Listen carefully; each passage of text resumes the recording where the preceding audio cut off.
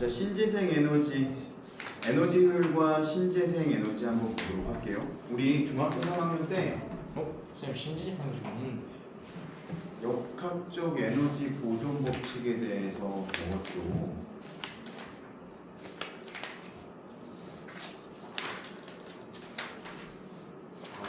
역학적 에너지 보존 법칙 배웠죠. 역학적 에너지는 어떤 거였죠? 역학적 에너지. 위치 차이로 생기는 위치 에너지가 그리고 운동 에너지. 그죠? 운동 에너지. 그리고 우리가 지난 시간에 뭘 배웠었냐면 전자기유도에 대해서 배웠죠. 전자기유도에 의해서 만들어지는 유도존. 전자기유도에 의해서 만들어지는 유도존유에 대해서 배웠어요. 이걸 지금 왜 같이 쓰고 있냐면 유도존유라는 거 결국은 전자기유도 현상에 의해서 만들어지는 건데 전기를 만드는 우리가 발전에 대해서 배웠단 말이지. 그 발전의 가장 대표적인 것들이 뭐였어요? 위치 에너지를 운동 에너지로 바꿔서 뭘 만드는 거? 전기를 만드는 것들. 그러니까 역학적 에너지하고도 연관이 있다라고 생각하면 될 것 같죠. 그러면 방금 이야기하는 것들 기본적으로 우리가 에너지가 어떤 건지를 알고 지금 진도를 나가는 거지. 에너지는 뭐라고 한마디로 정의할 수 있을까요? 에너지. 힘. 맞아. 힘. 어떤 힘? 물체 운동시키는 힘. 일을 할 수 있는 힘. 물체를 일을 할 수 있게 하는 힘. 그 교재에 보면 이렇게 나와 있어요. 에너지는 일을 할 수 있는 능력을 에너지라고 하고 다양한 형태로 존재한다.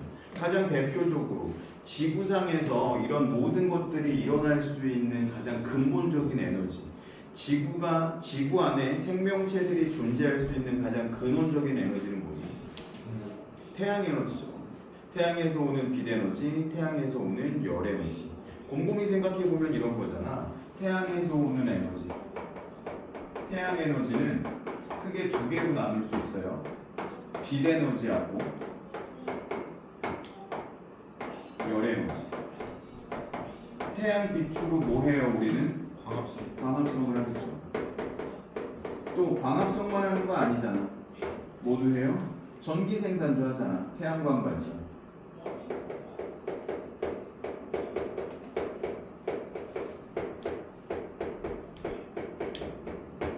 그리고 열 에너지를 이용해서 어떤 일들이 일어나죠?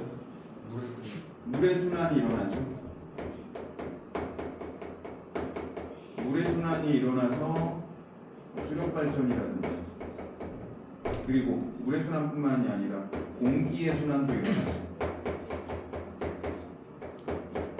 수력 발전. 얘는 뭐겠어요? 풍력 발전, 화력 발전 이런 것들이 일어날 수 있겠죠. 네, 열인데 왜 공기 순환? 열 에너지 때 왜 공기의 순환이냐? 되게 좋은 의견인데 이런 거야. 어떤 우리 중학교 때 배웠던 그 기준으로 한번 해볼게요. 여기 산이 있고요. 밑으로 쭉 내려가면 평지가 있고 이제 바다가 이렇게 있을 거예요. 태양빛이 비쳐요. 태양이 비쳐. 열 에너지를 누가 더 많이 빨리 흡수할까요? 땅이 더 많이 빨리 흡수하겠죠. 그러면 땅에 있던 공기들이 어떻게 되겠어? 올라가죠. 상승하게 되겠죠. 네. 이 올라간 공기들이 어떻게 좌우로 이동을 하다가 씹어서 내려오면 여기는 어떻게 돼요? 원래 공기가 있었는데 위에 있는 공기들이 내려오니까 고기압이 될 거고 얘는 공기들이 상승하니까 저기압이 되겠죠. 그러면 고기압이라는 거는 공기가 많은 거고 저기압이라는 건 적은 거니까 고기압에서 저기압으로 어떻게 공기가 이동하겠지. 지표면에서 공기가 이동하는 걸 뭐라고 불러요? 바람. 지금 공기가 순환하고 있잖아. 뭐 때문에? 태양의 열 에너지 때문에. 풍력 발전, 화력 발전 이런 식으로도 만들어질 수 있어요. 그러니까 결국은 이 태양광 에너지, 물을 움직이게 하고 광합성은 태양 발전이지만 광합성은 또 뭐라고 할 수 있냐면 탄소의 순환이라고도 할 수 있죠. 이것도 지난 시간에 우리가 다뤘었죠. 탄소의 순환과 물의 순환. 물의 순환은 태양의 열 에너지에 의해서 발생하는 거고 탄소의 순환은 태양의 빛 에너지에 의해서 발생하는 거다. 이렇게 얘기를 했어. 그러면 이것 말고 또 어떤 에너지가 있을까? 빛 에너지, 뭐 열 에너지 말고 핵 에너지라는 것도 있을 수 있겠죠. 핵 에너지.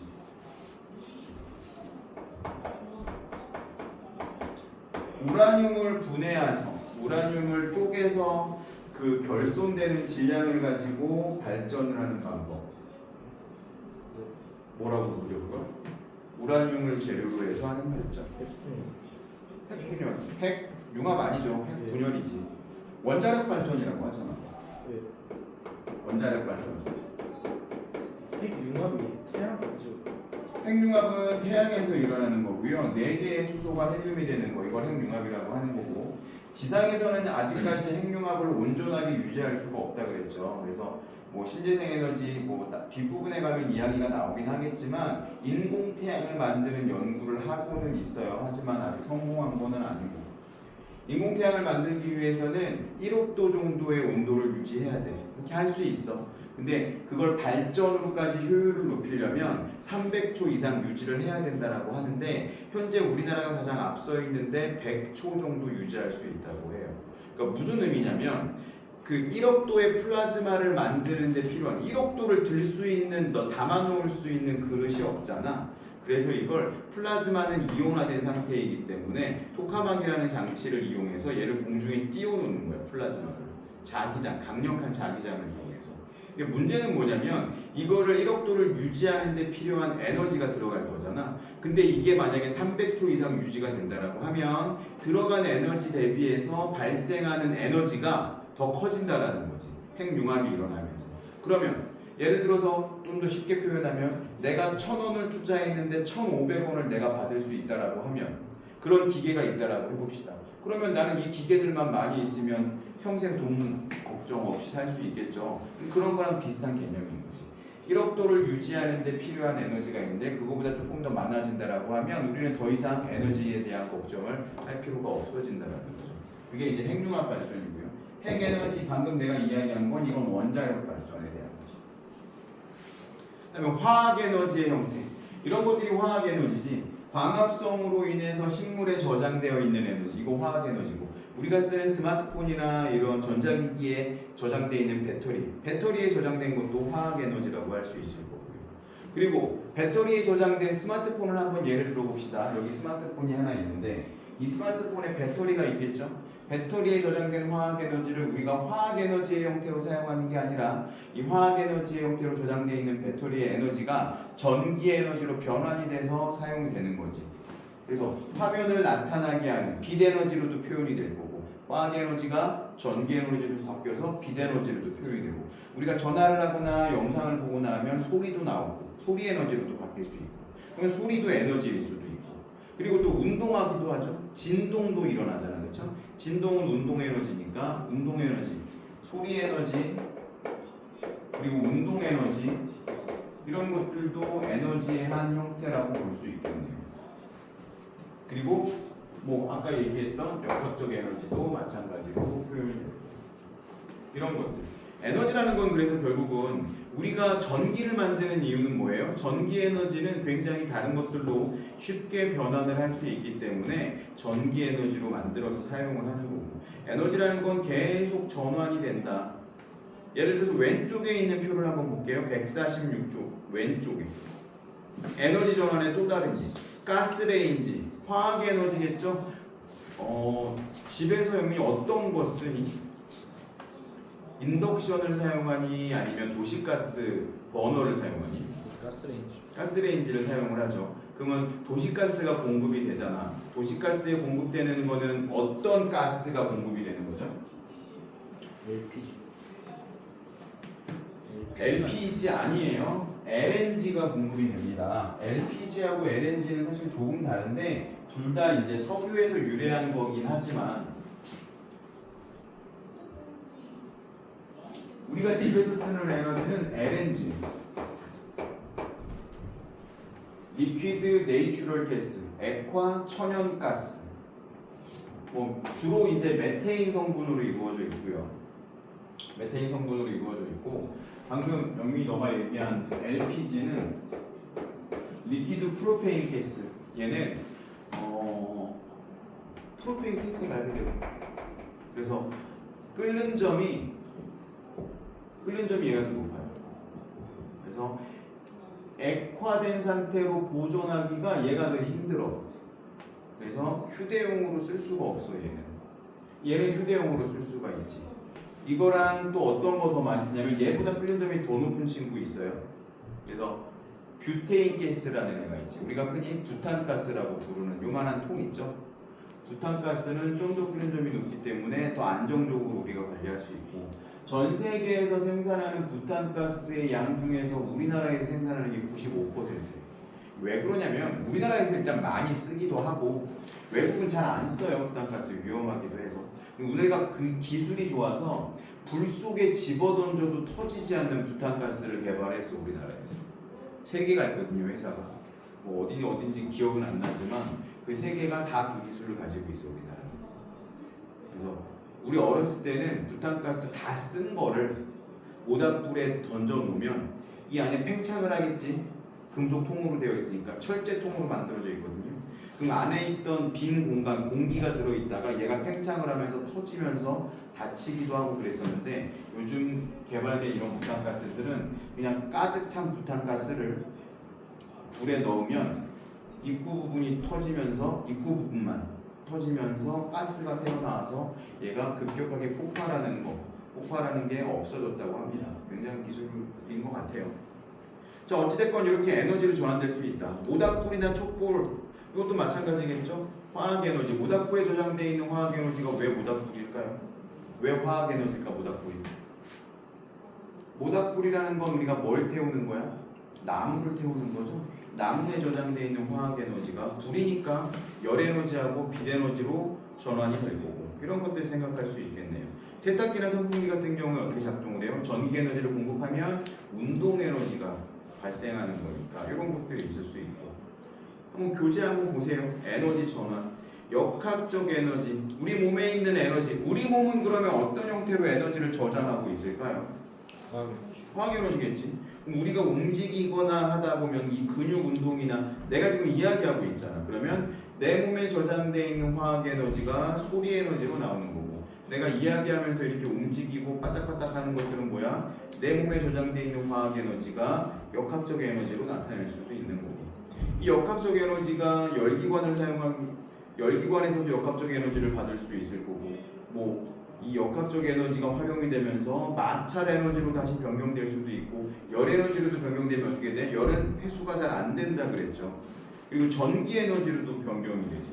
화학 에너지, 배터리에 저장된 게 전기 에너지니까 서로 충전과 아니면 이런 방전을 통해서 서로 교환이 되기도 할 거고, 빛 에너지가 아까 얘기했던 것처럼 태양광 발전을 통해서 전기 에너지로 다시 바뀔 수도 있고, 이 전기 에너지를 가지고 우리가 지금 빛을 켜고 있으니까 빛 에너지를 다시 전환할 수도 있고, 이런 식으로 에너지라는 건 계속 어떻게 된다? 전환이 된다.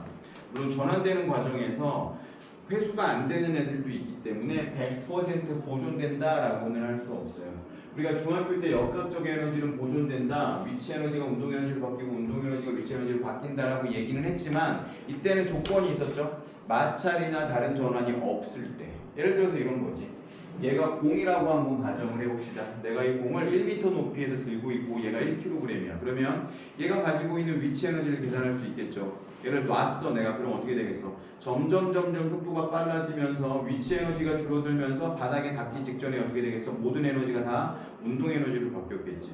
그리고 땅에 튕겨서 다시 올라오면 원칙적으로는 어디까지 올라와야 되냐면 내가 들고 있던 이 위치까지 올라와야지. 모든 운동 에너지가 다시 위치 에너지로 바뀐다라고 하면. 하지만 공들은 그렇지 않죠. 퉁 하다가 딱 멈춰버리잖아. 우리가 퉁 하고 튕기는 소리를 들었다라는 것 자체가 벌써 얘가 가지고 있던 위치 에너지가 소리 에너지로 전환됐다라는 소리죠. 그리고 부딪히면서 마찰도 생길 거고, 떨어지면서 공기하고 마찰도 생길 거기 때문에 그런 마찰로 인한 열로 빠져나가는 에너지도 있을 거고. 그래서 원칙적으로 역학적 에너지는 보존이 되지만 우리 눈에는 보존되지 않는 것처럼 보일 수도 있다.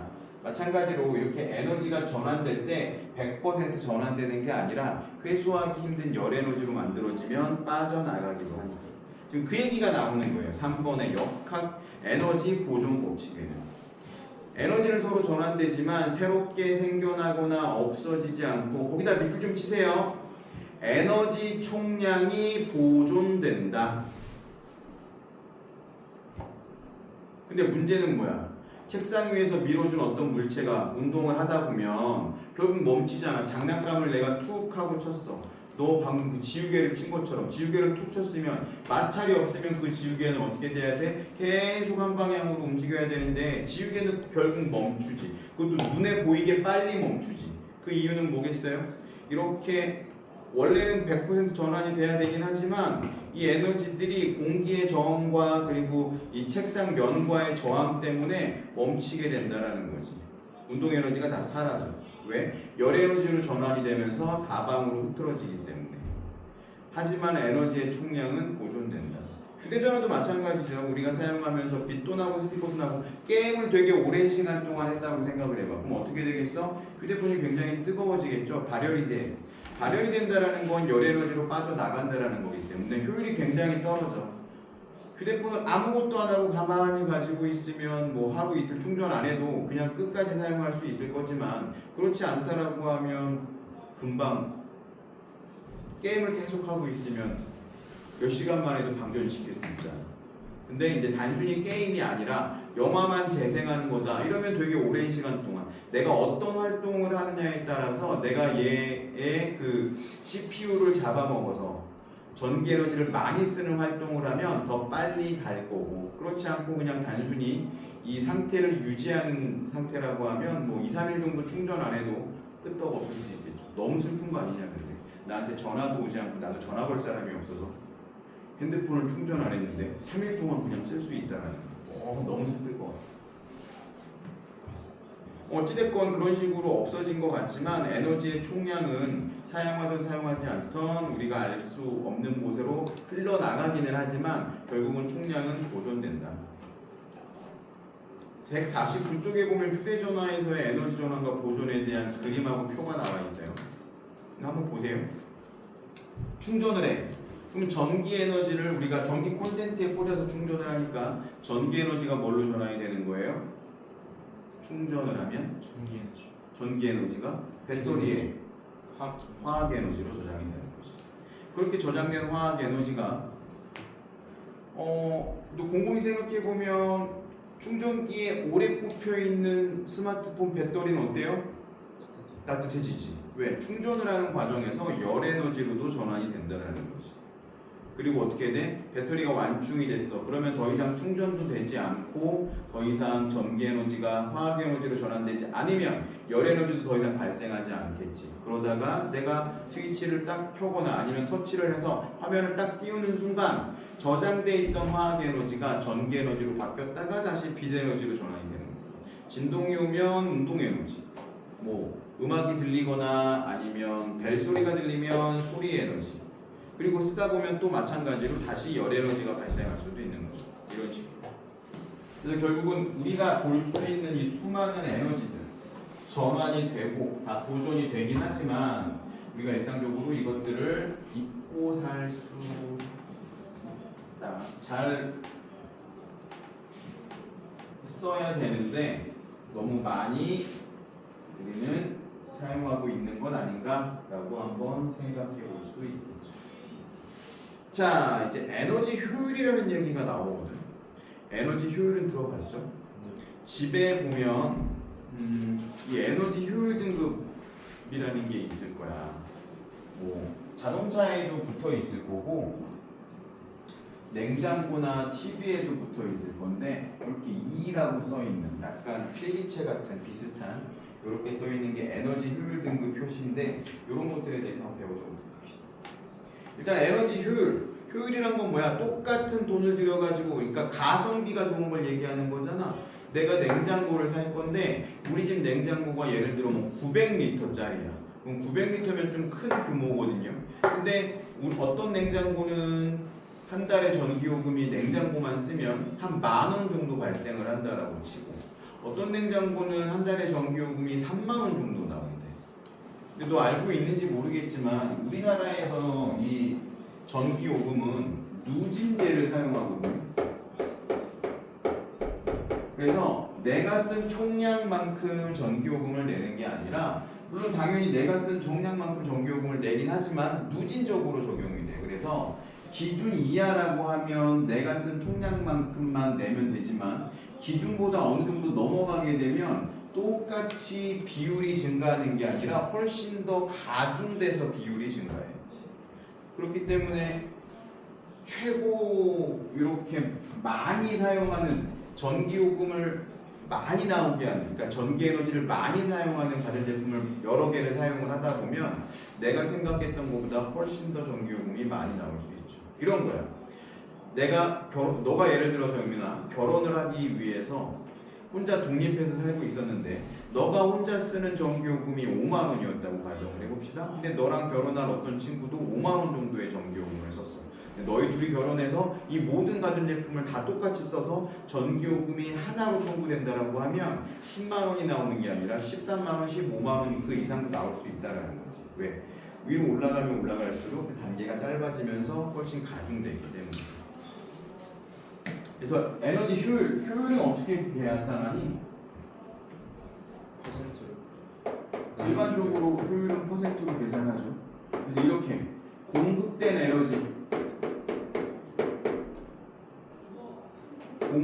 에너지를 내가 실제로 활용한 에너지 곱하기 이렇게 하면 효율을 계산할 수 있겠죠.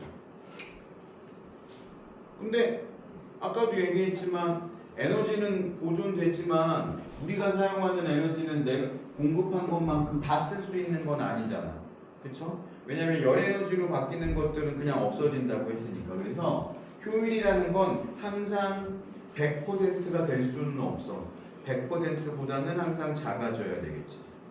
그러면 효율이라는 건 뭐야? 되도록이면 없어지는 에너지를 좀 줄이자라는 얘기가 되는 거겠죠. 예를 들어서 뭐 화석연료, 가스라든지 이런 석탄이라든지 이런 거를 태우다 보면 어차피 우리가 살아가면서 그런 거를 쓰지 않고 살 수는 없거든요. 그쵸? 쌤 저는 뭐 석탄을 태우는 적도 없고 가스를 태우는 적도 없는데요. 가스는 사용을 하겠지. 집에서 전자레인지를 그 가스레인지를 사용을 할 테니까. 하지만 우리가 쓰는 이 전기 에너지들이 다 그런 것들을 태우면서 만들어지는 거거든. 그러면 되도록이면 그런 것들을 좀 더 어차피 발생할 건데 화석연료를 태우면 이산화탄소가 어차피 발생할 건데 우리가 효율적으로 좀 사용을 하면 그 화석연료들을 사용하는 양이 줄어들 수도 있겠네. 두 가지 측면에서 굉장히 중요한데 화석연료를 태우면서 발전을 하는 양을 줄일 수도 있을 거고요. 두 번째, 화석연료를 사용하면서 발생하는 이산화탄소 양도 줄일 수 있을 거기 때문에 우리가 효율적인 그런 에너지 활동을 하면 그 둘 다 자원, 그리고 또 얘네들은 무한정 묻혀있는 게 아니잖아요. 유한한 자원이기 때문에 자원 고갈 문제를 어느 정도 좀 딜레이할 수 있는 장점이 있을 거고 환경 문제에도 어느 정도 해결을 할 수 있겠죠. 뭐가? 효율적인 에너지 사용을 하게 되면, 효율적인 상품을 더 많이 사용을 하게 되면. 일반적으로 자동차 한번 비교해서 볼게요. 주유를 했어. 내가 100만큼의 주유를 했다라고 하면 엔진을 돌리죠. 불을 뻥 하고 이 가솔린이라든지 디젤을 태워서 엔진을 뜨겁게 달고 그럼 실린더 운동을 하면서 여기서부터 에너지 손실이 발생을 해. 엔진이 뜨거워지거든. 그 뜨거워진 열을 우리가 회수할 수 없기 때문에 그렇게 해서 엔진에서 효율이 좀 떨어지고 또 얘가 움직여야 되잖아. 이런 움직이는 과정에서 또 마찰에 의해서 효율이 떨어지고 결국은 바퀴를 굴려서 어딘가까지 가야 되는데 마찰이 없으면 바퀴가 앞으로 굴러가지 않겠죠. 그 마찰되는 과정에서 그 타이어가 뜨거워짐으로 인해서 또 손실이 일어나고 그리고 자동차를 타고 가면서 우리가 그 안에서 음악도 들을 수도 있고 에어컨을 켤 수도 있고 그러면서 또 효율이 떨어지고 그래서 실제로 자동차를 사용해서 우리가 자동차를 쓰기 위해서 바퀴를 움직여서 어디론가 가는 데 사용되는 에너지는 16에서 25%밖에 안 돼요. 그러면 공급이 100만큼 공급이 됐는데 실제 자동차를 타고 우리가 어디까지 움직이는 데는 한 20만큼밖에 사용이 안 된다는 거지. 그러면 효율이 20%밖에 안 나오네요. 그래서 이런 휘발유차나 디젤차 같은 경우에는 효율이 좋지 않겠지. 근데 전기 자동차 한번 봅시다. 자, 전기를 충전을 했어. 100% 배터리를 충전을 했는데 충전을 하면서 좀 소실되는 것들이 있을 수 있고요. 뭐 전동기 작동하면서 좀 소실되는 거 있을 수 있고, 뭐 에어컨디션 작동하면서 소실되는 것도 있을 수 있고, 마찬가지로 얘도 이동하면서 우리가 쓰는 것들이 있을 거고, 그리고 보면 얘는 근데 바퀴를 움직여서 실제로 가는데 얼마만큼이 소비가 되냐면 87%에서 91%까지 소비가 돼요. 그럼 뭐야? 효율이 어마어마하게 차이가 나는 거잖아. 그리고 장점이 뭐냐면 얘가 이렇게 효율이 좋을 수밖에 없는 이유는 제세동 기술이 있어. 제동을 하게 되면 이 제동되는 에너지를 회생시켜 가지고 다시 배터리에 충전하는 그런 기능들이 있습니다. 그래서 전기 자동차까지는 아니지만 전기 자동차는 85에서 90%까지, 교재에는 87이라고 나왔는데 전기 자동차는 85에서 90%까지 실제로 내가 쓰는 에너지를 뭐 활용하는 에너지로, 공급받는 에너지를 활용하는 에너지로 사용할 수 있는데, 요 사이 단계에 들어가는 게 이제 어떤 거냐면 하이브리드 자동차.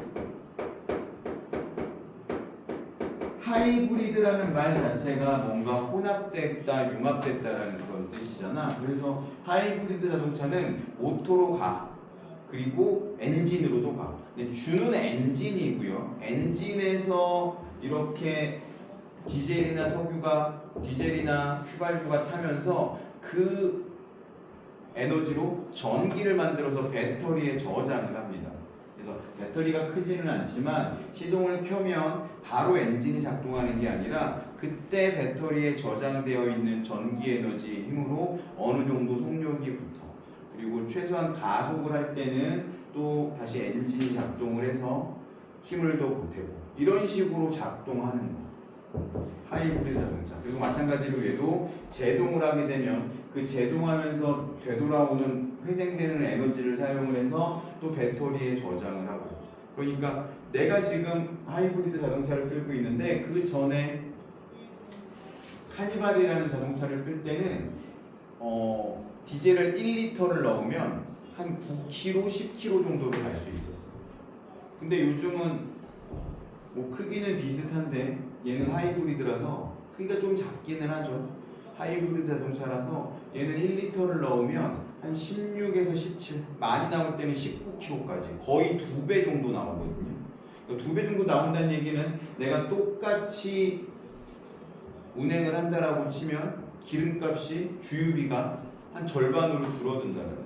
그러니까 얼마나 효과적이에요. 얼마나 지구를 살리는 일이 되겠어. 근데 만약에 전기차로 바꾸게 되면 뭐 당연히 그 가격은 더 비싸겠지만 에너지 효율적인 측면에서는 훨씬 더 좋은 선택이 될 수 있겠죠.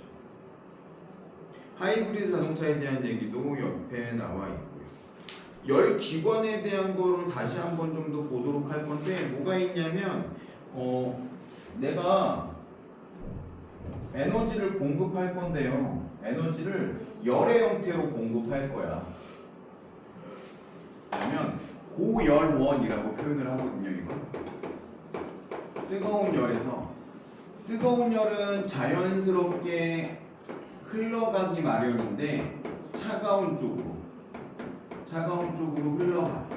근데 요 사이에 이 흘러가는 길에 열기관이라는 걸 내가 만드는 거야. 이 열이 흘러갈 건데 이 흘러가는 열을 이용해서 내가 일을 시킬 거야. 고열원을 Q1이라고 하고요. 저열원을 Q2라고 할 거야. 그러면 1이니까 이걸 W라는 기호를 쓸게요. 워크니까. 그러면 실질적으로 W는 얼만큼이겠어요? 내가 공급한 Q1에서 저열원으로 흘러 빠져나간 애를 빼면 요만큼이 되겠지. 그치? 그럼 아까 우리가 얘기했던 효율은 공급한 에너지 Q1만큼을 공급했잖아. 그리고 내가 실제로 사용한 일 W만큼을 하면 이게 효율인 거잖아. 맞죠? 네. 근데 W는 어떻게 바꿀 수 있다 그랬어? Q1 빼기 Q. 그러면 Q1분의 Q1 빼기 Q2니까 이런 식으로도 바꿀 수 있겠네. 1 빼기 Q1분의 Q2 이런 식으로도 바꿀 수 있겠죠. 그래서 이게 가끔 시험에 나옵니다. 기억하고 뭐 어려운 분식이 아니니까 기억해 주시면 좋을 것 같고요. 한 장 넘겨보세요. 조명기구의 에너지 효율하고 발전소에서 우리가 사용하는 에너지 효율이라는 것들이 나와 있는데, 조명기구는 빛을 사용하기 위한 거잖아. 내가 어렸을 때는 우리 집에는 두 가지 형태의 전등이 있었어. 백열등하고 형광등. 요즘 둘 다 사용하지 않아요. 근데 백열등은 내가 최근까지도 사용을 했었어. 근데 보세요. 에너지 효율이 4%야. 백열등은. 등이잖아. 등이니까 어떤 걸 사용하는 거예요? 얘를 빛에너지로 사용을 하는 거야. 근데 4%만 빛이래. 나머지 96%는 뭘로 발산하는 거야? 열로 발산하는 거야. 그래서 실제로 백열등은 한참 켜놓고 있잖아. 만지면 손을 댈 정도로 뜨거워. 그럼 내가 최근까지도 백열등 이렇게 효율이 안 좋은 애를 왜 사용을 했냐면 우리 집에 어항이 있었거든. 열대어를 키웠어. 구피랑 키싱구레미 뭐 이런 애들을 키웠는데 이 뚜껑이 이렇게 설치가 되어 있고요. 여기 이제 공기가 들어갈 수 있게끔 설치가 되어 있고 여기에 백열등이 두 개가 설치가 되어 있었어. 얘를 따뜻하게 하려고 물을 데피는 용도 실제로. 그리고 뭐 산소가 이제 뽀글뽀글 이게 나오겠죠. 이런 식으로 따뜻하니까 이런 식으로 사용을 했었습니다. 할로겐등이라는 게 있는데요. 할로겐등은 8%, 그리고 형광등이 40에서 50% 정도 된대. 에너지 효율이. 그러니까 형광등이 백열등의 10배 정도 효율이 나타나는 거고, 지금 여기 나와 있는 이 형광등은 3파장 램프라고 해서 효율을 끌어올린 형광등이고, 예전에는 이런 형광등 말고 이전에는 길쭉한 형광등을 사용을 했었어. 얘는 효율이 한 25% 정도. 백열등보다 한 6배 정도 효율이 좋기는 하지만 얘도 열이 굉장히 많이 나는 애여서 얘도 만지면 되게 뜨거워. 그래서 좀 더 개선된 형광등이 나왔고, 이 형광등 안에는 아르곤이라는 기체가 들어있습니다. 근데 지금은 대부분 다 뭐로 바뀌었냐면 LED 등으로 바뀌었어. LED는 다이오드를, 발광 다이오드를 이용하는 거고요. 이 LED는 효율이 95%. 그러니까 LED 등은 손으로 만져도 따뜻하지 않아. 그냥 이렇게 뜨겁다라는 느낌은 아니고 살짝 온기가 느껴지는 정도랄까? 왜? 전기 에너지를 전부 다 거의 대부분을 빛 에너지로 바꿔주고 있기 때문에 효율이 굉장히 좋아진 상태죠. 그래서 두 가지라고 생각하면 돼. 이 정도 밝기를 내기 위해서 내가 얼마만큼의 전기를 투입해야 되느냐, 아니면 똑같은 전기를 투입했을 때 얼마만큼 밝게 할 수 있느냐. 둘 다 마찬가지로 효율에 대해서, 효율이 높다라는 건 똑같은 밝기를 내기 위해서는 에너지가 줄어도 된다. 공급되는 에너지가. 아니면 똑같은 밝기를 내기 위해서 공급되는 게 줄어들면 효율이 높아진다라는 거겠죠. 분모가 줄어드는 거겠죠. 그렇죠? 아니면 지금의 밝기를 내기 위해서. 그래서 지금 다 LED로 바뀌었기 때문에 대부분의 이런 LED가 가격은 당연히 훨씬 비싸겠죠. 가격은 훨씬 비싸지만 훨씬 더 오래 쓸 수 있고, 오래 쓰면 쓸수록 에너지 효율이 좋기 때문에 전기요금에 대한 부담도 더 적어지겠죠. 그래서 거의 대부분의 이런 것들이 요즘은 LED로만 사용을 한다. 특수한 경우에 LED가 아니라 다른 뭐 네온 사인, 저기 광고판이라든지 이런 데도 요즘은, 예전에는 다 네온 사인, 네온이 들어간 이 할로겐 비슷한 등이었는데 요즘은 저렇게 다 LED로 해서 LED도 색깔을 바꿀 수 있잖아요. 그렇기 때문에 저렇게 다 바뀌고 있다. 발전소도 한번 보도록 합시다. 예전에 화력발전소, 전력과 난방용 열을 따로 공급하는 화력발전소들이 있어. 화석연료를 태워서 100%를 만들면 전력을 만드는 데도 쓰이고 보일러를 돌리는 데도 쓰이거든요. 이거 뭐냐면 실제로 열을 공급해.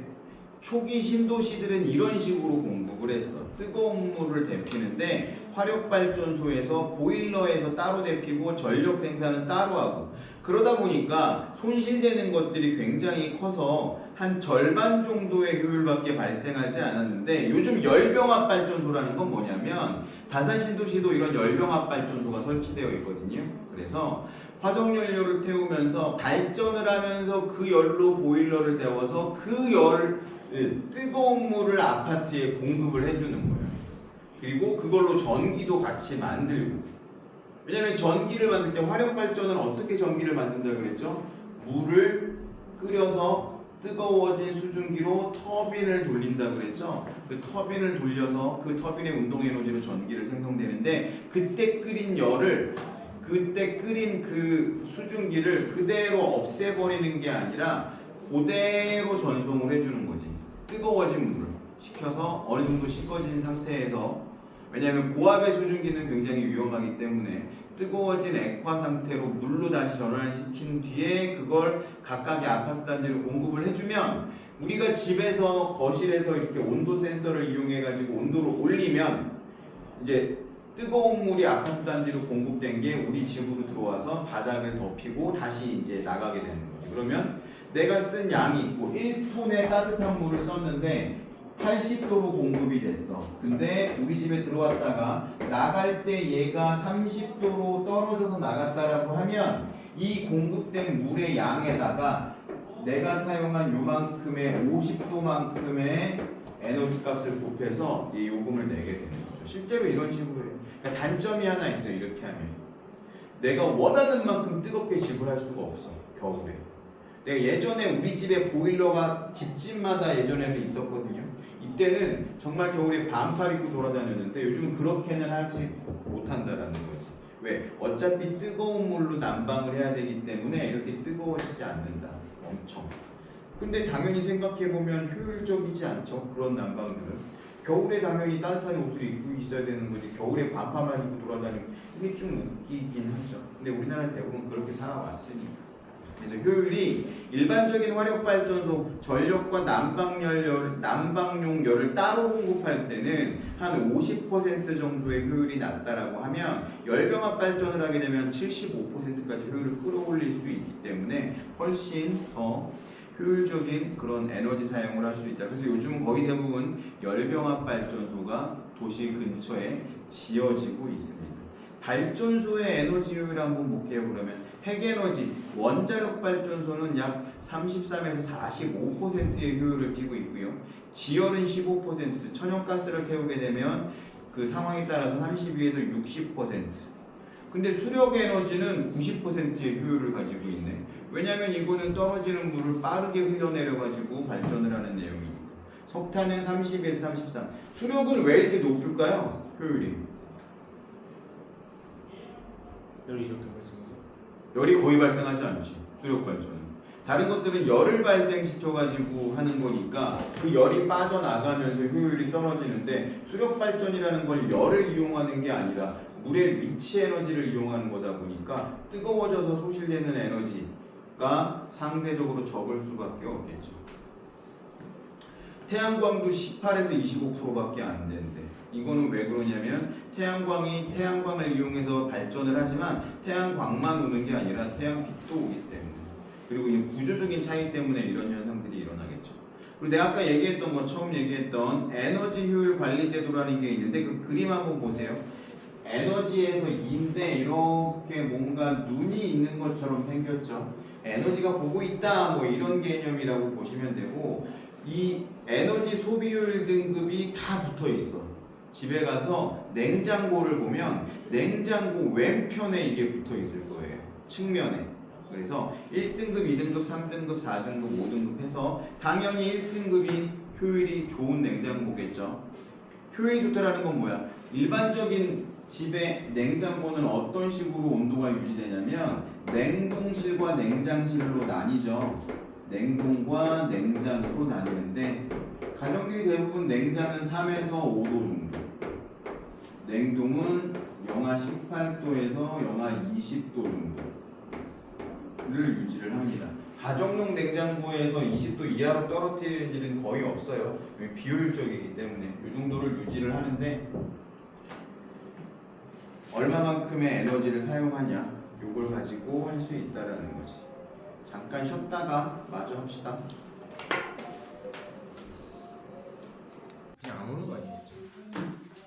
자, 지속 가능한 발전 보도록 합시다. 지속 가능한 발전이라는 말 자체가 조금 어떻게 보면 안 맞는 거 아니야? 대부분의 발전은 뭘 이용해서 하고 있으니까 자원, 지구에 저장되어 있는 자원으로 하고 있으니까 주로 화석연료를 이야기하는 거죠. 핵발전도 마찬가지고요. 근데 하지만 미래 세대의 자원을 좀 어느 정도 남겨줘야 될 필요가 있을 거고 이런 화석 연료를 태우는 발전으로 인해서 발생하는 이산화탄소 때문에 지구의 환경이 변화하고 이런 기후변화가 생기는 것들을 좀 막아줘야 될 필요가 있다라는 거지. 그러면 발전은 계속하면서 그렇다고 개발을 포기할 수는 없으니까 전기에너지를 우리가 계속 사용을 해야 되니까 개발을 계속하면서도 친환경적이고 지속 가능한 에너지원을 더 활용을 해야 된다라는 거죠. 그런 것들을 새로 개발하고 그런 것들을 활용해서 발전에 활용해야 된다. 그래서 두 가지로 나눌 수 있어요. 신재생 에너지는 그냥 말 그대로 신에너지와 재생 에너지 이 두 가지로 나눌 수 있습니다. 신에너지는 말 그대로 처음 나타난 에너지를 생각하면 돼. 그러니까 기존의 에너지를 만드는 방법은 화석연료를 태우는 거였는데 화석연료를 태우거나 화학 반응을 이용하거나 이런 것들이었는데 그런 에너지 말고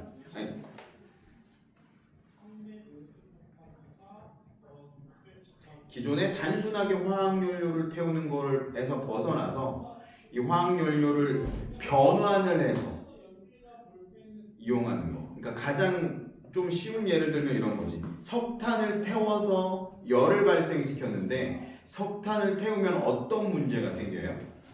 이산화탄소 기체가 발생하잖아. 그러면 이 석탄을 태우지 않고 석탄을 액화시켜서 사용을 하게 되면 이산화탄소 발생량이 현격하게 줄어든다.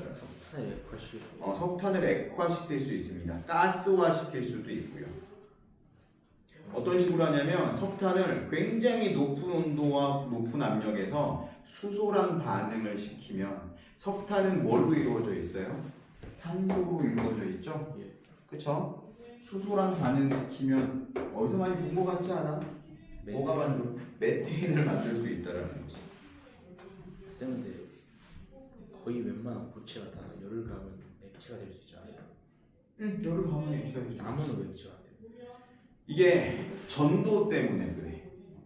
예를 들어서 금속은 열을 가하면 서로 열을 막 전달을 하잖아요. 그렇죠?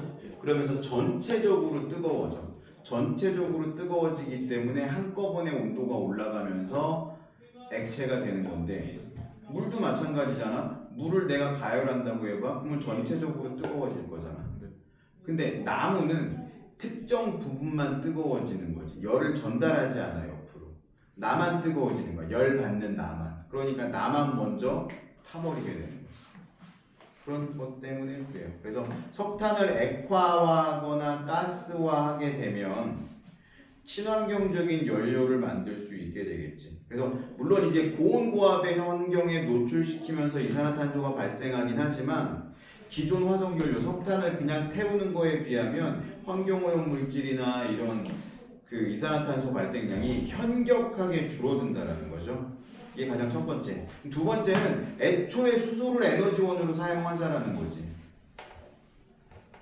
그래서 수소를 발생시켜서 에너지원으로 사용하면 이걸 수소를 태워서 에너지원으로 사용하는 방법도 있을 거고 수소를 연료전지 형태로 바꿔서 사용하는 방법도 있어. 예전에는 이게 시험에 나왔었는데 요즘은 이게 시험에 나오지는 않고요. 어떤 식으로 하는 거냐면 이런 식으로 하는 거예요. 자, 수소를 공급합니다. 여기에서 수소를 공급해. H2를 일로 공급해. 그럼 여기에 라인이 연결되어 있어서 전자가 빠져나가서 이 위로 흘러가게 해. 그러면 수소가 전자를 잊어버렸어. 그러면 얘는 어떻게 될까? H 플러스 형태로 이 전해질 안을 지나가고요. 여기에는 뭐가 공급이 되냐면 외부에서 산소를 공급하게끔 설계가 되어 있어. 산소를 공급합니다. 그러면 이쪽으로 지나가던 전자들이 여기서 전기 에너지를 활용할 수 있게 이런 식으로 설계가 되어 있고요. 공급되는 산소들한테서 뭘 가져가냐면 산소가 공급되면서 이 전자랑 만나서 뭘로 바뀌냐면 물로 바뀝니다. 그래서 이 수소연료 전지를 사용을 하면 실제로 수소를 태우는 건 아니고요. 수소와 공기 중에서 빨아들인 산소를 이용해서 전기를 만들어내고 뭐만 나와? 물만 나와. 이산화탄소가 1도 나오지 않아요. 물만 발생해. 그래서 요즘 보면 길거리 돌아다니는 이 경기 버스 중에서 이 수소연료 전지를 탑재하고 있는 버스들이 되게 많이 늘어났거든요. 얘네들이 다니면 두 가지 장점이 있는데 일단 이산화탄소가 발생하지 않으니까 좀 환경에 도움이 많이 될 거고 한 가지 더 얘네들은 계속 산소를 빨아들이면서 물을 뚝뚝뚝 떨어뜨리면서 가거든요. 공기 정화 효과가 있어.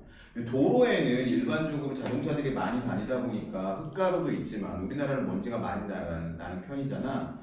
그리고 또 이제 타이어가 갈리면서 생기는 분진들도 되게 많기 때문에 먼지가 되게 많은 편이거든요.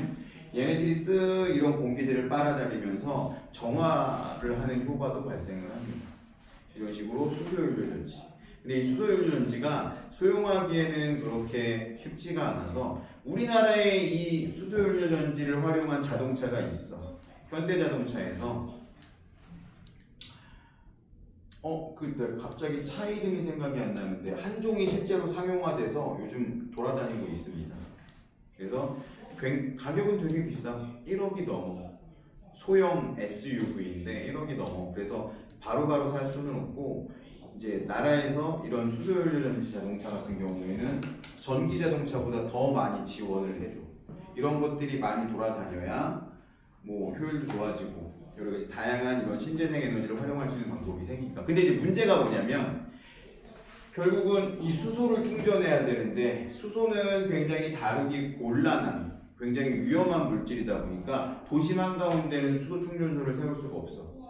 만에 하나라도 폭발하게 되면 큰 문제가 생기기 때문에 도시 외곽에 세워야 되고 그래서 아무데나 그냥 주유소 들어가서 주유하듯이 충전할 수 있는 게 아니다 보니까 충전 인프라가 좀 열악한 편이죠. 그리고 연료전지. 연료전지라는 건 연료의 화학에너지를 직접적으로 전기에너지로 만들어서 사용하는 거잖아. 이거 뭐 메탄올이나 나프타, 천연가스 등을 이용해서 사용할 수도 있고 산화환원 반응을 이용해서 하는 연료전지 이런 식으로도 만들어낼 수 있고요. 이런 것들 그동안 쓰지 않았던 새로운 타입의 신에너지라고 할 수 있을 거고 재생에너지는 많이 들어봤던 에너지일 거야. 계속 재사용할 수 있는 에너지. 그러니까 이건 결국 자연에서 오는 에너지들을 이야기할 거고요. 가장 대표적으로 태양광, 태양열, 태양열은 그렇게 효율적이지는 않긴 하지만 수력 에너지, 풍력 에너지, 지열 에너지, 그리고 바다에서 쓸 수 있는 에너지. 아까 내가 파력 이야기했었고 조력 에너지도 있을 수 있죠. 이런 것들. 그리고 바이오 에너지, 폐기물 에너지. 이런 것들을 다 재생 에너지라고 합니다. 지속적으로 우리가 사용할 수 있는 재생 가능한 에너지. 자연에서 공급이 되는 거죠. 대부분이 뭐에서 공급되는 거예요? 태양으로 인해서 공급되는 것들이겠죠. 그리고 지열 에너지 같은 경우에는 지구 내부의 열 에너지를 이용하는 거니까 지구 내부는 핵융합이 일어나진 않지만 뭐가 일어나요? 지구 내부에 묻혀 있는 여러 가지 방사성 물질이 붕괴되면서 발생하는 열이 있겠죠. 그 열을 이용하는 거. 해양 에너지는 파도 그리고 조수간만의 차 이런 것들을 이용해서 우리가 발전을 할 수 있을 거고 전 세계에서 제일 큰 조력 발전소가 우리나라에 있어요. 어디에 있을까요? 들어봤어요? 시와호라고 들어봤어? 시와호에 예전에는 이거를 간척 사업을 하기 위해서 그냥 바닷물을 막아 놓았던 건데 이제 물이 고이니까 어떻게 돼? 땅이 썩기 시작하겠지. 갯벌이 썩고 냄새가 나니까 어떤 식으로 했냐면 이거를 뚝을 뚫어가지고 이제 그 썩은 물을 바다로 내보내. 또 문제가 생기는 거지. 썩어진 물이 바다로 나가니까 또 해수면이 오염이 되고. 그래서 어떻게 했냐면 발상을 뒤집은 거지. 막아놓는 게 아니라 지속적으로 순환할 수 있게 만들고. 그러면 어차피 구멍을 뚫어서 순환을 할 수 있게 만드니까 어떻게 하면 돼? 그 바닷물이 들어오는 길목을 뚫어놨어. 그러면 바닷물이라는 건 이거 서해니까 어때? 조수간만의 차가 발생할 거잖아. 밀물과 썰물이 있어. 그 길목을 뚫어놓고 물이 들어오고 나갈 때마다 늘 일정한 양이 들어오고 나갈 거니까 정확하게 내가 얼만큼 발전할 수 있는지 측정도 할 수 있기 때문에 이 조력 발전은 물론 이제 설치하는 데는 굉장히 비용이 많이 들지만 한번 설치하면 지속적인 발전을 할 수 있고 발전은 내가 예측 가능한 게 굉장히 중요하거든. 내가 얼마만큼을 발전할 수 있는지를 얘는 예측할 수 있으니까 굉장히 좋은 방법이라고도 할 수 있겠죠. 그래서 한번 보도록 합시다. 하나하나 볼게요. 첫 번째, 신재생 에너지를 이용한 발전인데 수소연료 전지. 봐야지. 교재를 봐야죠. 뭘 이용한데? 거기다 밑줄 좀 칠게요. 수소와 산소의 산화환원 반응을 통해서 연료의 화학에너지를 직접 전기에너지로 전환. 장점, 물만 생성 밑줄 치고요. 에너지 효율이 높다 밑줄 칩니다. 친환경도 밑줄 쳐주시고 물만 생성되고 친환경이고 에너지 효율이 높다. 단점, 수소의 생산 비용이 높다. 그리고 저장 및 운송이 어렵다. 그래서 이 수소를 생산하는 거, 결국 이 수소를 생산하기 위해서 화력발전소에서 발생한 전기를 이용하기도 해요. 그럼 이거 뭐야? 화력발전을 덜 하려고 수소연료 전지를 쓰는 건데 이 수소를 생산하기 위해서 화력발전을 해야 된다라고 하면 의미가 없잖아. 그쵸? 그래서 어떤 방향이 지금 연구가 되고 있냐면 수소연료 전지를 활용하기 위해서 수소를 생성을 할 때 태양광을 이용하자 아니면 풍력이라든지 다른 재생에너지를 이용해서 깨끗한 수소를 만들자. 이걸 그린 수소라고 합니다. 그린 수소. 그래서 태양광 발전 한번 보도록 합시다. 태양전지 동그라미 치고요. 태양전지는 반도체예요. 태양빛이 도달을 하면 전류가 흐르는 반도체인데 이 태양전지를 이용해서 전기에너지로 만드는 거. 오른쪽에 보니까 태양광 발전소 있죠. 넓은 초지에 이렇게 태양광 패널들이 쫙 깔려 있고 이런 식으로 발전을 하는데 우리나라에서는 이렇게 많이 못합니다. 땅이 넓지 못하기 때문에. 그러니까 예를 들어서 이런 데서 굉장히 잘 활용할 수 있겠지. 사막 한가운데 도시가 있다고 한번 가정을 해볼까요? 어디에 그런 도시가 있냐면 미국에 그런 도시가 있습니다. 사막 한가운데 환락의 도시가 있어. 전기를 어마어마하게 사용하고 물을 어마어마하게 사용하는 도시가 있지. 라스베이거스. 그런데 외곽에 이런 태양광 발전소를 쫙 깔아놓고 그 전기를 가지고 이 도시가 돌아가고 있습니다. 중국도 마찬가지예요. 중국 사람들은 대부분 황하와 그 양쯔강 근처에 한 60% 이상이 모여 살고 있거든요. 대도시가 다 거기 있어요. 그러면 나머지 그 근처에서 이런 넓은 노지에 태양광 발전소를 지어가지고 실제로 굉장히 많은 태양광 발전을 하고 있습니다. 그래서 태양광 발전이 우리나라에서 굉장히 곽광을 받았었는데 중국산 패널들이 사용이 되면서 전 세계적으로는 중국산 패널이 제일 많이 사용되고 있고요. 물론 효율이 좀 좋지 못하다는 단점이 있지만 싸니까 굉장히 많이 사용이 되고 있어. 근데 태양광 발전의 장점이 뭘까요? 환경오염 물질 안 나오겠지. 그리고 소규모로도 할 수 있어 얘는. 그래서 아파트에도 한 장짜리 태양광 발전 설치하는 경우 있고 여름에는 거기서 한 10,000원 정도의 그런 전기요금을 떨어뜨리는 효과가 있다라고 해요.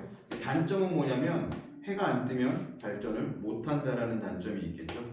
그리고 발전을 하기 위해서 넓은 공간이 필요한데 요즘 대부분 학교 옥상에다가 설치하는 경우들이 많아. 그래서 학교에서 사용하는 전기들 사용을 하고 방학을 했어. 방학을 하면 학교에는 아무도 오지 않으니까 그 옥상에서 생산되는 그 방학 여름방학 같은 경우에 뜨거운 햇빛이 비치니까 그 전기 에너지로 주변에 공급을 하기도 하고 한국전력에 팔아서 수익을 내기도 하고 그 수익으로 학교에서 필요한 것들을 사용하기도 하고 이런 식으로도 활용할 수 있죠. 또 수력발전. 수력발전은 전통적인 발전 방법인데요. 위치에너지, 물의 위치에너지를 이용해서 발전을 하는 거야. 굉장히 친환경적이고 발전하는 양을 조절할 수 있지. 근데 단점은 뭐냐면 건설비가 많이 든다라는 거. 거기다 밑줄 칩니다. 수력발전의 단점. 건설 비용이 많이 들고 건설 과정에서 생태계가 파괴돼 버리지. 왜? 댐을 만든다라는 건 거기에 물을 가둔다라는 거기 때문에 기존의 생태 골짜기를 댐을 쌓아가지고 물을 쌓아놔야 되는 거니까 그런 문제가 생길 수 있다는 거죠. 풍력 발전, 바람의 운동 에너지로 발전을 하는 거고요. 마찬가지로 얘도 환경물질 배출하지 않고 단가가 낮은 편이고 굉장히 빨리 만들 수 있어. 근데 문제가 뭐냐면 얘는 단점만 보세요. 발전량 예측이 어렵고 밑줄치고요. 소음 문제 밑줄칩니다. 풍력 발전의 단점. 발전량은 예측하는 게 굉장히 중요하거든. 그래야 스케줄을 짤 수 있기 때문에. 근데 풍력 발전은 바람이 언제 어디서 불지 모르기 때문에 예측하기가 굉장히 힘들고요. 그래서 일정하게 바람이 많이 부는 곳이 있지. 해안가. 늘 바람이 불잖아. 그래서 해안가에 설치하거나 산은 바람이 많이 부니까 높은 고지대 산에 설치하는 경우가 많다. 그리고 풍력발전 소음이 굉장히 크기 때문에 도심 한가운데 설치할 수 없고 만약에 도심 한가운데 설치했는데 얘가 쓰러지기라도 하면 또 큰 문제가 생길 수도 있겠죠. 그래서 장소에 제한이 있다. 조력발전은 아까 이야기했죠. 장점은 전기를 대량 생산할 수 있고 예측하기가 쉽다라는 가장 큰 장점이 있는데 단점! 갯벌이 파괴돼 얘도. 왜? 물을 가둬놔야 되니까. 그리고 설치 비용이 많이 든다라는 단점이 있겠죠. 파력발전. 이거는 반대야. 조력발전하고 반대라고 생각하면 됩니다. 파도가 칠 때마다 공기실을 훅 봐봐. 여기 봐봐. 예를 들어서 이런 거야. 여기 공기실이 있어. 파도가 한번 칠 때마다 팡 치니까 공기를 훅 하고 밀어내는 힘. 이걸 이용해서 발전을 하는 건데 얘는 단점이 뭐겠어요? 예측 불가능이지 얘도. 날씨에 따라 차이가 있을 거고. 그리고 파도가 자꾸 때리잖아. 내구성에 문제가 생기지. 방파제 자리에다 설치하는 거거든요. 파도가 계속 때리다 보니까 자꾸 망가져. 근데 이제 작게 할 수도 있고 뭐 여러 가지 장점이 있긴 하지만 단점이 더 커서 화력 발전은 그렇게 많이 하지는 않습니다. 자, 그러면 152쪽에 개념학이 문제가 있는데 한번 쭉 읽어보도록 할게요.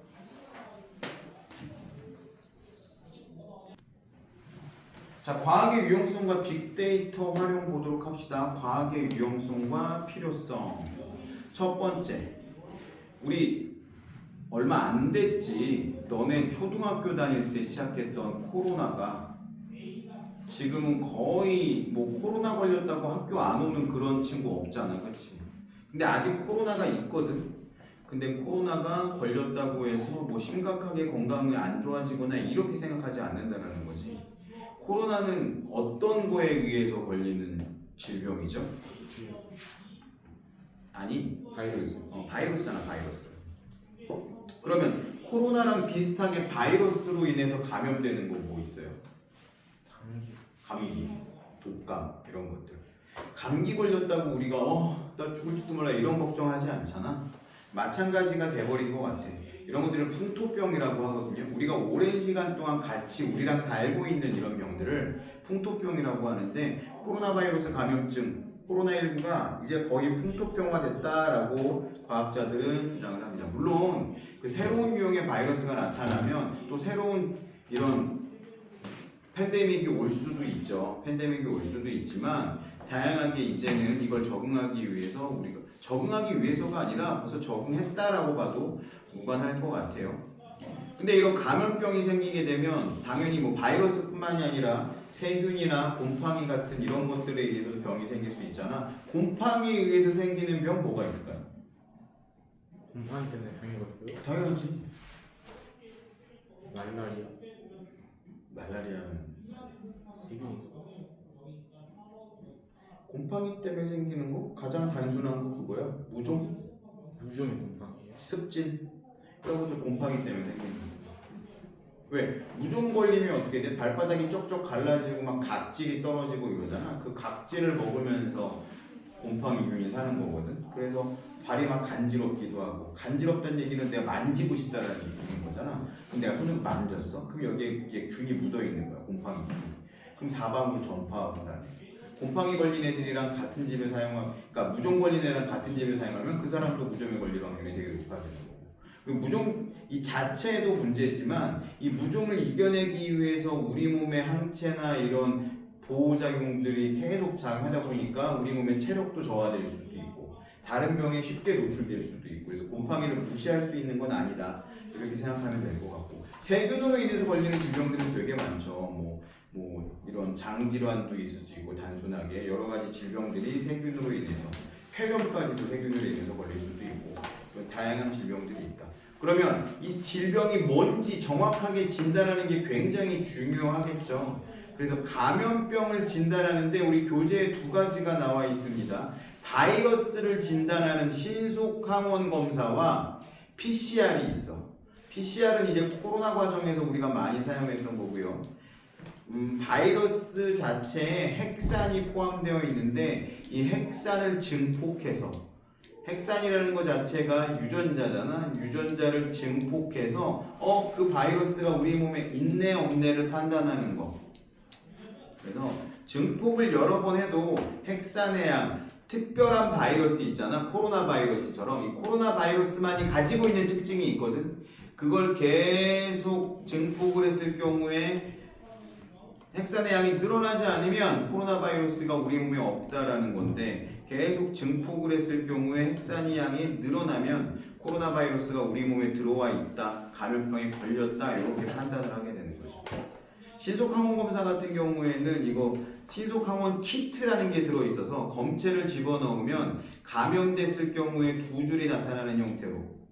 근데 얘는 단점이 뭐냐면 굉장히 빨리 체크된다는 장점도 있지만 아직 감염된 지 얼마 안 돼서 병원체의 양이 적을 때는 검출이 안 될 경우도 있어.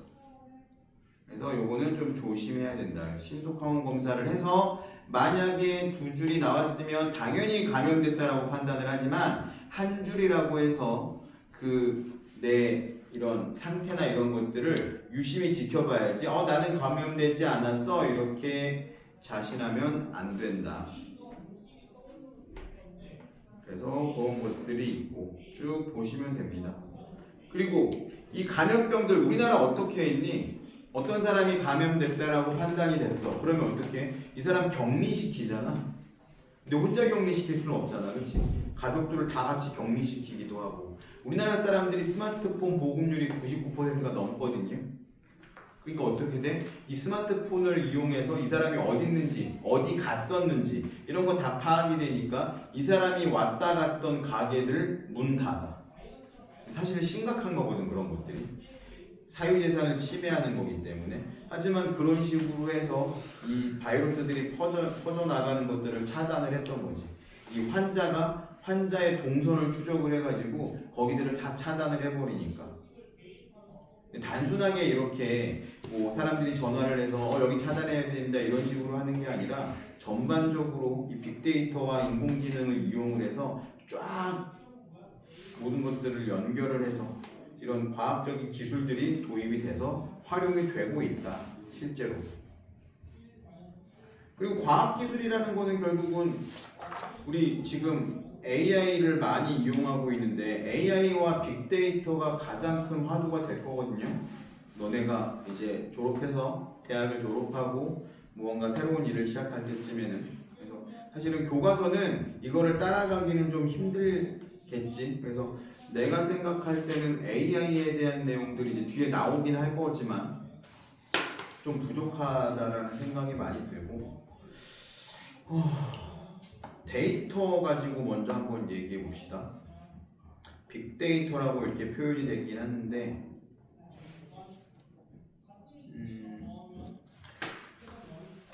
AI가 처음 만들어진 거는 되게 오래됐어. 컴퓨터가 나오기 전부터 AI를 만들려고 했었거든요. 뭔 소리야? 컴퓨터가 없는데 무슨 AI를 만들어? 이렇게 생각할 수도 있는데 인공지능이 AI의 약자거든. 그쵸? 그러니까 컴퓨터라는 개념, 컴퓨터라는 건 무언가를 계산하는 기계를 컴퓨터라고 하는 거고 스스로 무언가를 처리하는 인공지능을 개발하기 위한 노력을 많이 했고 로봇이라는 말 많이 들어봤을 텐데 로봇이라는 거에 인공지능을 집어넣어서 사람이 하는 일을 대체시키려고 하는 시도들을 굉장히 많이 했습니다. 근데 이제 컴퓨터가 개발이 되고 컴퓨팅을 통해서 여러 가지 다양한 계산들이 되니까 이거를 활용해서 인공지능을 훨씬 더 잘 만들 수 있겠다 이렇게 생각을 했는데 컴퓨터가 문제가 뭐였냐면 불과 한 5년 전까지만 해도 엄청난 돈을 들인 이런 AI들이 못하는 일이 한 가지가 있었어. 이세돌이라는 그 바둑 기사 알죠? 얘가 AI하고 바둑을 해서 졌잖아, 그치? 5번 경기를 했는데 한 번 이기고 4번 졌거든요. 근데 그 이전에 바둑은 AI들이 이기기 힘들 거다라고 이야기했었는데 뭐 바둑도 그렇게 졌고 그 이전에는 체스 경기에서도 졌었고 바둑하고 체스하고 다른 점이 뭐냐면 체스는 딱 기물이 내가 움직일 수 있는 길이 정해져 있지만 바둑은 돌 하나하나가 살아있고 이 돌이 어디에 두어지냐에 따라서 정말 수천 가지 수만 가지의 이런 방법들이 존재하기 때문에 이건 이길 수 없다라고 생각을 과학자들이 했고 언젠가는 지게 되겠지만 그게 된 먼 미래라고 생각을 했는데 이 수많은 계산이 될 수 있다라는 게 되레 더 바둑이 빨리 기계한테 AI한테 진 결과가 될 수 있죠. 왜냐하면 기계는 1초에도 수억 번의 연산을 할 수 있는데 사람은 그 수억 번의 연산을 할 수 없잖아. 근데 이 AI가 어떤 식으로 바둑을 배웠냐면 그동안 사람들이 풀었던 이 바둑의 기보라는 게 있어. 이거를 수만 장을 익혀서 암기를 해버린 거야. 그러니까 생각을 해봐. 내가 이 통합과학 교재를 완벽하게 암기를 했어. 그래서 감염병 그러면 인덱스가 쫙 있어서 감염병에 관련된 내용이 쫙 나온다고 생각을 해봐. 그러면 시험 볼 때 되게 쉽게 풀 수가 있겠죠. 근데 이 AI가 못했던 게 있었는데 뭐냐면 그 전까지 한 5년 전만 해도 강아지하고 고양이를 구분 못했어. 강아지에 대한 정보를 쫙 주고 고양이에 대한 정보를 쫙 주고 사진을 딱 보여줘도 강아지하고 고양이를 구분 못해. 근데 애기들한테 한 유치원 정도 다니는 아이한테 강아지나 고양이 아무거나 사진 주고 이거 강아지야 고양이야? 라고 물어봤을 때 그거 못 맞추는 애가 있을까? 약간 모질란 애 아니면 다 맞추잖아. 그래서 이 AI를 연구하는 과학자들이 이제 생각을 하게 된 거지. 야, 빅데이터를 이용해서 우리가 사물을 인지하듯이 얘도 그냥 읽으라 하자. 그냥 디지털화된 정보를 이용해서 데이터를 쌓아가는 게 아니라 그냥 이거를 사람들이 공부하듯이 눈으로 보고 익히게 하자. 그래서 필요한 게 뭐예요? GPU야. 그래픽을 처리할 수 있는 반도체. 그래픽 프로세싱 유닛.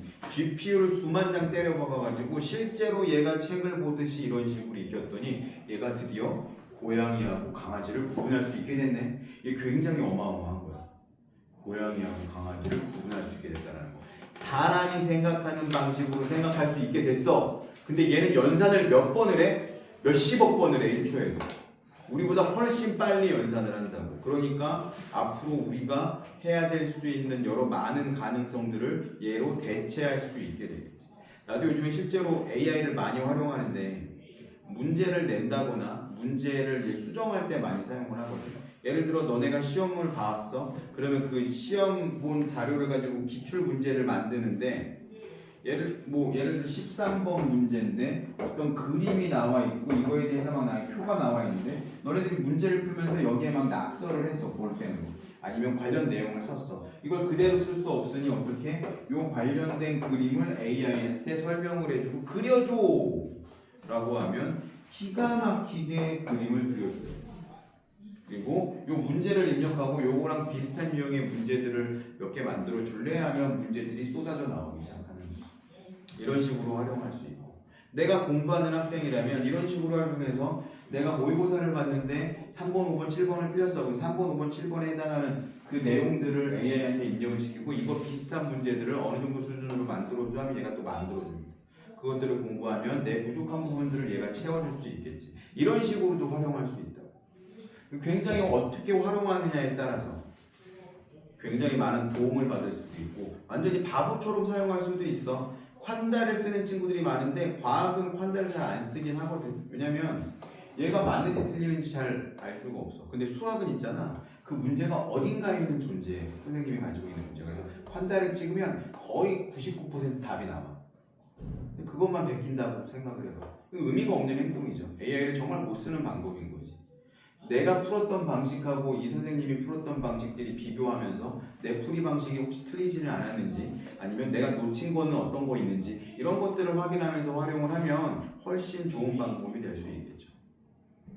그래서 AI는 빅데이터랑 뗄래야 뗄 수가 없어. 이 빅데이터를 이용해서 AI가 성장을 하고 AI로 인해서 우리가 이제 빅데이터들을 굉장히 잘 다룰 수 있게 되는 거기 때문에. 근데 이제 문제는 뭐야? 이 빅데이터를 활용하면 사생활 보호가 안 될 수도 있고 AI가 이 자료들을 활용을 하는데 누구의 동의를 받았냐라는 거지. 우리나라 자체에도 AI가 필요하다고 나는 생각을 하거든요. 마이크로소프트를 만든 빌 게이츠라는 사람 들어봤어요? 빌 게이츠가 없애려고 했던 우리나라 회사가 하나 있어. 뭔지 알아? 아니야. 빌 게이츠가 왜 삼성을 없애려고 해? 빌 게이츠는 삼성을 되게 좋아해. 빌 게이츠가 없애려고 했던 우리나라 회사가 이름이 한국어 컴퓨터라는 회사. 쫄은데 있어요? 응? 쫄은데 있어요? 어? 쫄은데 있어요? 지금도 있냐고? 예. 지금도 있어. 이 회사에서 만드는 컴퓨터 프로그램이 있어. 한글. 전 세계 거의 대부분의 나라가 워드 프로세서로 뭘 써? 워드 써. 우리나라도 워드 많이 쓰거든. 예. 근데 자국 워드 프로세서가 있는 나라야 우리는. 예. 우리 한글 쓰잖아. 나도 한글 많이 쓰거든. 근데 이 단점이 뭐냐면 너무 한글이 딱 우리만의 규격으로 돼 있어서 AI가 한글 문서를 읽지 못한다라는 단점이 얼마 전에 나와서 이 한글을 저장하는 형태를 바꿨어. 얘는 확장자가 HWP인데 HWP로 되어 있는 건 AI들이 못 읽어. 왜냐면 이거에 대한 연습을 안 시켰으니까 얘네가 갖고 있는 거거든. 그래서 AI도 읽을 수 있는 포맷이라는 게 존재하는데 HWPX라는 확장자로 저장되어 있는 건 AI도 읽을 수 있어. 이게 장단이 있는데 뭐냐면 우리나라 사람들이 만들어낸 수많은 이런 자료들을 우리나라 이런 AI가 읽어내면 우리나라에 굉장히 우리나라 사람들한테 맞는 해답을 줄 수 있을 텐데 지금 우리가 많이 사용하는 제미나이라든지 아니면 챗GPT는 미국에서 만든 거란 말이야. 그럼 얘는 어떤 데이터들을 많이 읽었겠어? 미국 데이터들을 많이 읽었겠지. 그러면 우리가 필요한 문제들을 질문하거나 우리가 뭐 필요한 뭔가를 해결하려고 했을 때 우리한테 맞는 답을 주지 않을 수도 있다라는 거지. 그리고 이런 AI가 처음 나왔을 때 편향적인 질문들을 하고 데이터를 줌으로 인해서 이 AI들을 오염시킨 적이 있었어. 그런 거에 대한 문제들도 발생할 수 있고. 그래서 뭐 또 이 AI가 그 한계점이 분명히 존재하는데 얘가 그 한계를 스스로 넘어서서 뭐 과도한 데이터를 가져가면서 우리의 사생활 침해가 일어날 수도 있고 이런 여러 가지 문제들이 있을 수 있습니다. 지금 엮어서 같이 얘기하는 거예요. AI하고 빅데이터. 14 넘겨보세요. 176. 요거까지 아예 같이 넘어가 버리네요. 그래서 AI를 어떻게 활용하느냐가 굉장히 중요할 거고 뭐 이 AI가 탑재된 로봇들이 이제 막 더 많아지기 시작하겠죠. 얼마 전에 공항에 갔더니 이 실제로 두 번째 있는 길 안내 로봇이 왔다 갔다 하고 있더라고요. 신기하지는 않아. 몇 번 봤던 거라. 재밌어. 야, 제가 실제로 저렇게 다니네. 이런 것도 있고. 서빙 로봇은 요즘에 되게 많아졌잖아요. KT에서 쓰는 거. 막 음식 오고. 아니면 뭐 애슐리 같은 뷔페에 가면 그릇 정리해주는 애 있잖아. 딱 버튼 누르면 쓱 와갖고 옆에 서 있어서 26초 후에 다른 데로 이동합니다. 막 이러면서. 빈 접시 두면 얘가 쓱 자기 자리로 가. 그러면 서버들이 와서 접시 비워내고. 이런 식으로 활용할 수 있는. 사람의 노동력을 줄여주는 방향으로 얘들이 활용하겠죠. 그리고 단순히 사람의 노동력을 줄여주는 것뿐만이 아니라 사람의 정서적인 부분을 건드리는 친구들도 생길 거고. 그리고 거의 대부분의 집에 요즘은 로봇 청소기들을 가지고 있는데 이 로봇 청소기가 그냥 눌러만 놓으면 지가 알아서 먼지를 빨아들이고 다니니까 물론 얘가 청소하지 못하는 구석구석의 먼지들은 아직도 스틱형을 달고 다니거나 아니면 이 돌돌이를 이렇게 청소를 하긴 하지만 로봇 청소기가 있을 때와 없을 때 이런 편의성이라든지 이런 것들이 굉장히 차이가 난다는 거죠.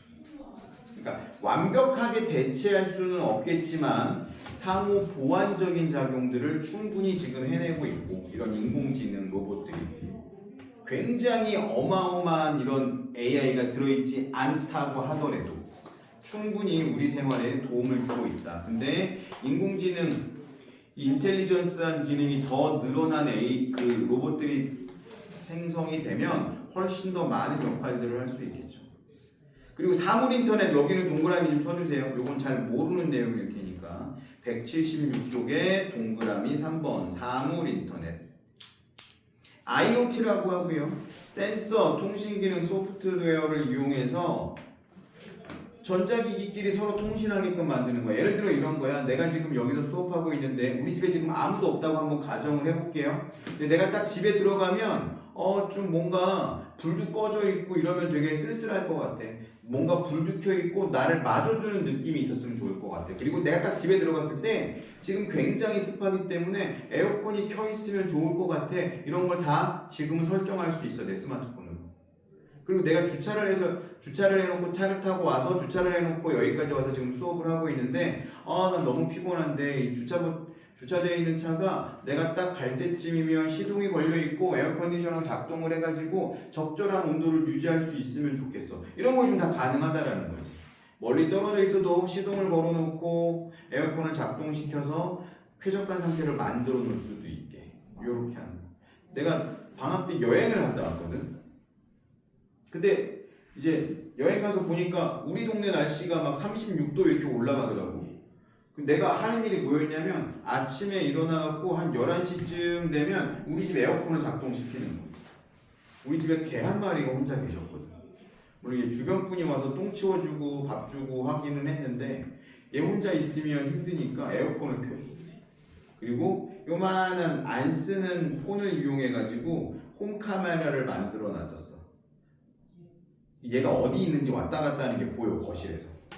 근데 이 새끼가 그걸 툭 쳐가지고 이제 계속 한 3일 정도는 천장만 보고 있었긴 했는데 이런 식으로 이런 제어할 수 있는 기술들 뿐만이 아니라 뭐 자동차, 자율주행 자동차 이런 것도 마찬가지지. 자동차에 센서들이 엄청 많이 붙어 있어서 라이다와 이런 그 음속을 측정하는 이런 센서들을 이용해 가지고 거리 측정하면서 자율주행도 할 수 있고 위험한 상황에서 자기가 제동을 하기도 하고 이런 것들을 쓸 수 있다는 거죠.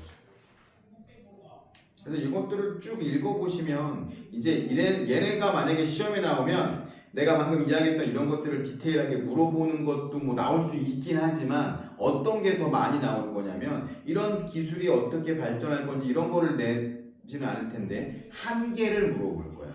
이런 기술들의 문제점이라든지 한계 이런 것들을 많이 문제로 낼 거고 그동안 쟁점이 됐던 것들도 많이 있거든요.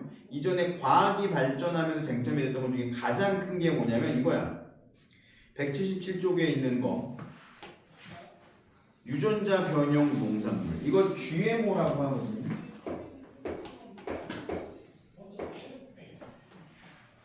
이 GMO가 실제로 우리 입에 바로 들어가는 거는 우리나라 법에 GMO를 사용할 수 없게 만들었어. 그러니까 유전자 조작으로 만든 옥수수는 실제 우리가 식용으로 사용하는 옥수수에는 못 들어가.